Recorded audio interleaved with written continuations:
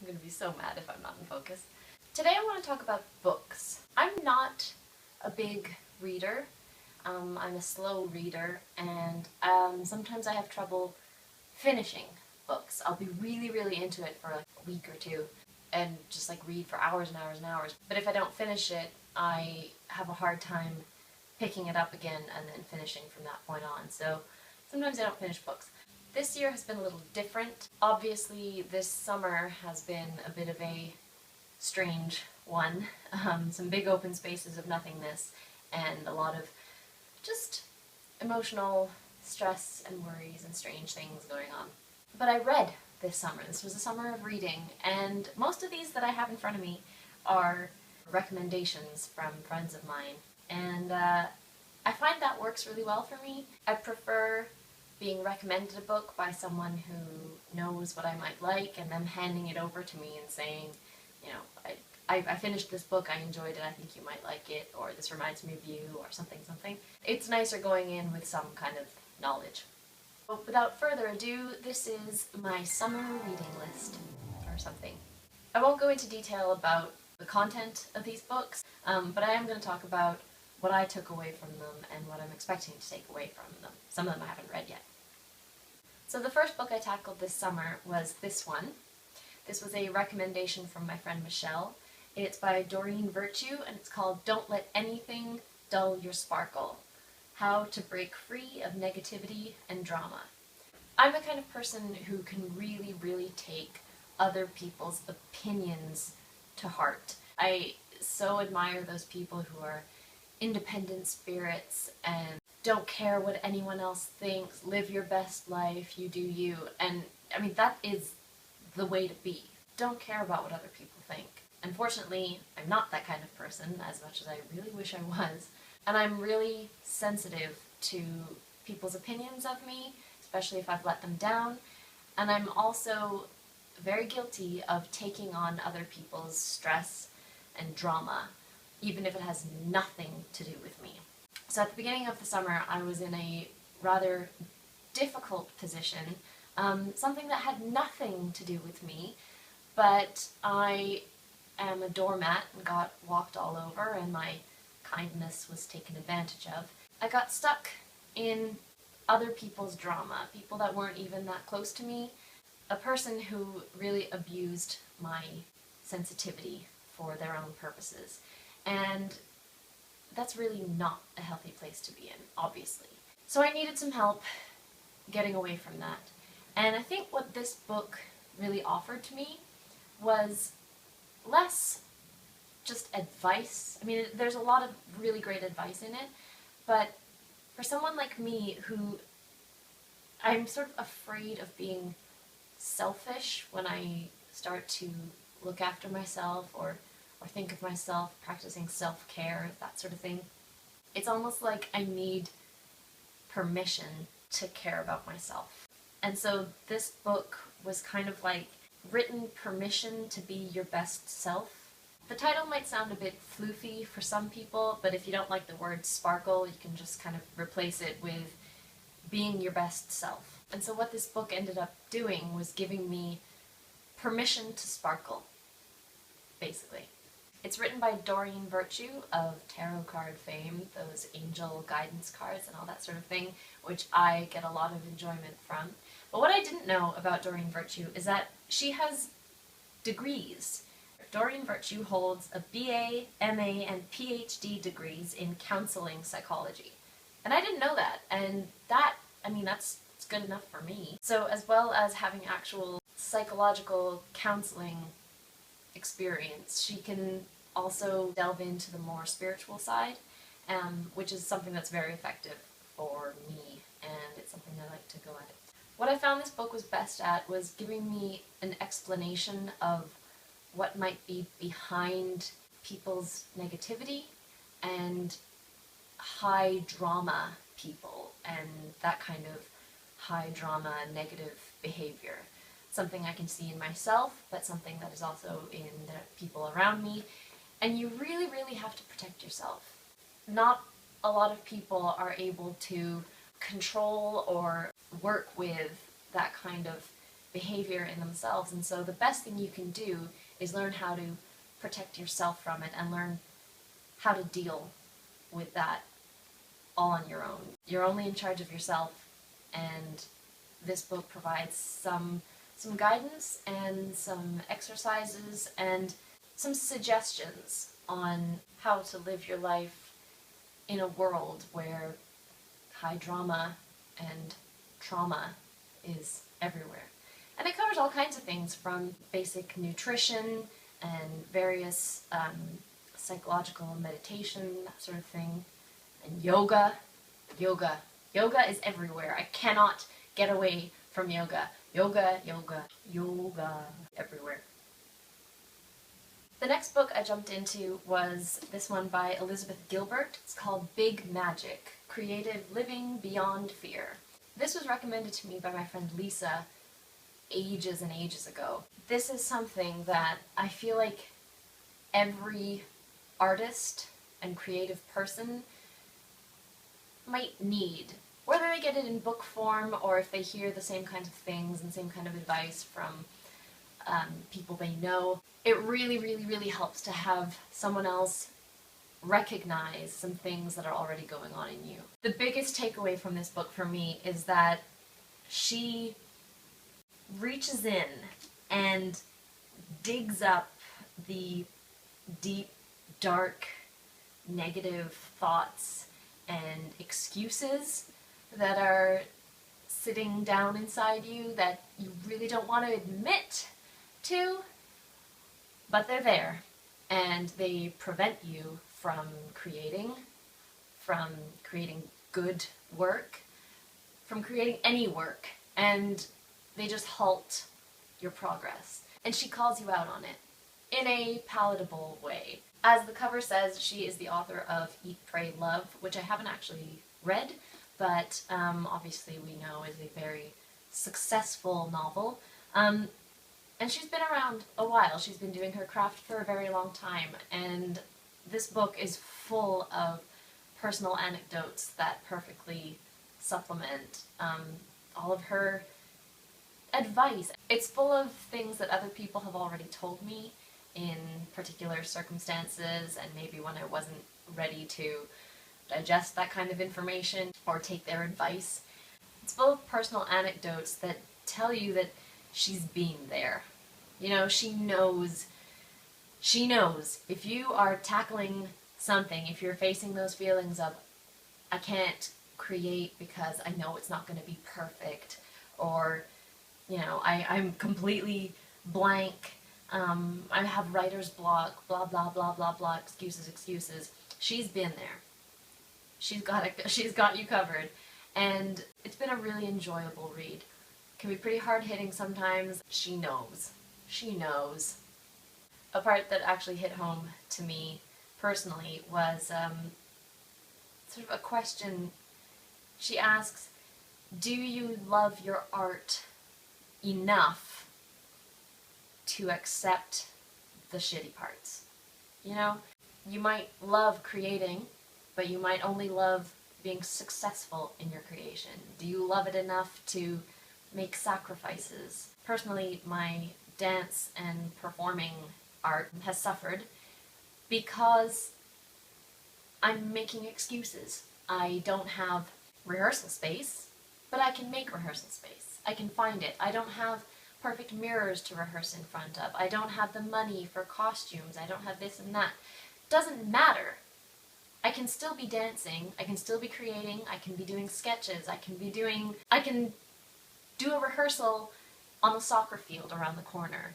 You know, it's really one of those that just stop making excuses. It's not going to make you successful or good. You know? Self-care aside, I decided to jump back into Jane Austen. I'm not one of those obsessive, devoted fans who've read everything over and over. But this summer I decided to read probably my favorite book of hers, which is Persuasion. Now, I read this for the first time, let's say, 8 years ago. What's hit me about it this summer is reading it at my age, because right now I'm the same age as the main character, Anne Elliot. I could be considered a spinster by this point, really. I'm unmarried, I'm 28, and I have no children and no future. At this point in my life, I'm picking up on some different concepts in this book. The idea of second chances, opening your mind and your heart to allow for second chances. Not everyone deserves them, but sometimes they do, and sometimes you deserve a second chance. Quick backstory, Anne and this chap, Captain Wentworth, were together, but her family didn't like him, and her sort of societal, social status didn't like him, and so persuaded by them, she broke off the pairing. He went off to the Navy and became successful, blah blah blah. She sort of carried on with life, didn't amount to much, and then many years later, he's back in town and successful and impressive, and even though the family still doesn't like him very much, she, who had turned him down, is still in love with him.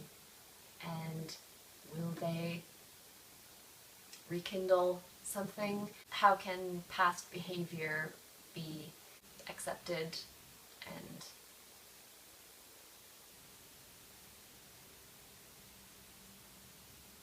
understood and then set aside for growth and change? There's also the concept of standing up for what you believe in and acting upon what you think is right. So Anne goes beyond what her family thinks and all of the expectations of the people around her in her town. She has the gumption to go against the wishes of her family and what's expected of her, and instead do what she knows is right and act from her heart. Listen to and act upon what your heart says.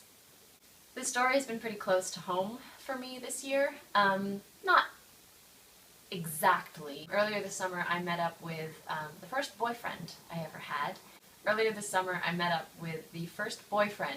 had. We reconnected after 8 years, which actually, strangely enough, is the same amount of time that passes between Anne and Captain Wentworth. We were together 8 years ago. He dumped me, and then the years went by in which we grew up and had our own experiences and became slightly different people.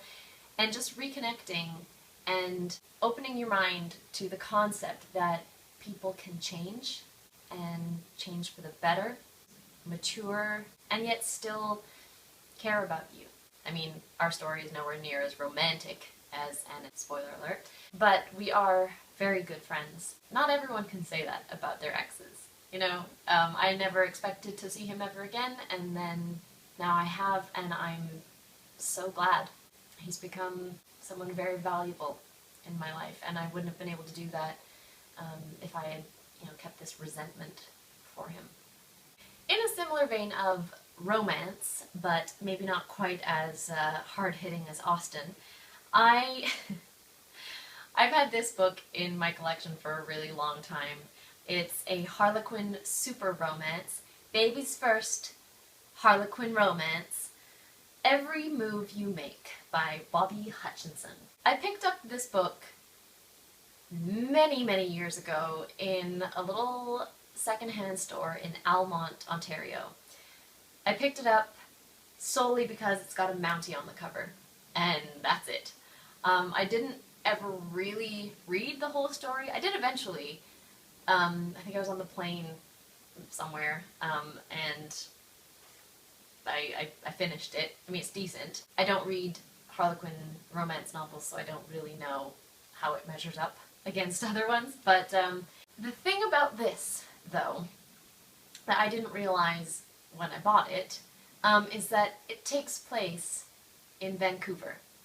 And I bought it before I moved to Vancouver, and I was in Vancouver for a while before I found this again and realized that it takes place there. And it takes place in actual locations in Vancouver. It talks about Stanley Park, there's like Joyce SkyTrain station or something, talks about Burnaby, so real places. Admittedly, I do miss Vancouver from time to time, and so just as a laugh, I'll open up the book somewhere and just kind of, I don't know, read a couple chapters and put myself back in Vancouver just as a sort of Vancouver romance book. My last two books I haven't actually read yet, but they were both recommendations from friends of mine. First one, The Alchemist. I have never read The Alchemist. I know a lot of people have, and they read it in high school, I think, which, when I read books in high school, the actual importance of them just went way over my head. I read it for the text and plot, and that's about it. I know that I did not get from them what I was supposed to.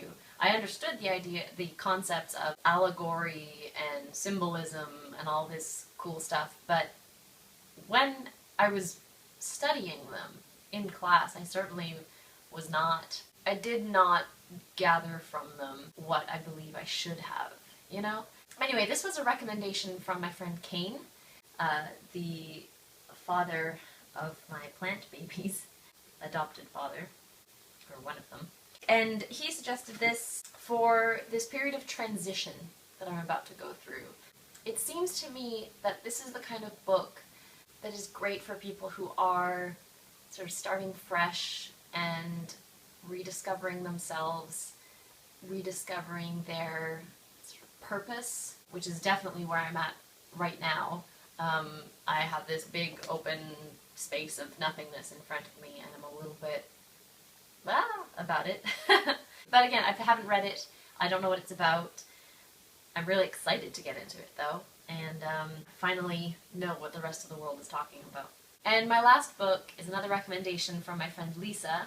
Again, I haven't read it yet, but it's called Eleanor Oliphant is Completely Fine. It's by Gail Honeyman. I don't know anything about this book. Lisa didn't really tell me much about it, other than the main character, Eleanor, seems to be somewhat socially awkward. She's got her own quirky ways that she's confident with. She has this kind of inner gumption, there's that word again, that she just sort of takes with her in her daily life. According to Lisa, the main character reminded her quite a bit of me, which I've decided to take as a compliment. I know I'm strange, and I have weird ways, but you don't always find that kind of character leading a novel, you know? At least I haven't. So I'm really, really excited to read about this. Someone who's got maybe some quirks that I share, but also the confidence that I most often feel that I'm lacking. So I've still got some work ahead of me, but I'm really excited to get stuck in, you know. So anyway, thank you so much for indulging me in this little, slightly different video. Let me know what you've been reading this summer, because I'm in it now. You know, I'm in the zone of reading and digesting it all. And yes, so leave me some suggestions. Let me know if you've read any of these books yourself and how you feel about them. Any suggestions or whatnot, leave them below. That's all from me today. As always, take very, very good care of yourselves. Stay groovy, and I will see you in the next one. Bye!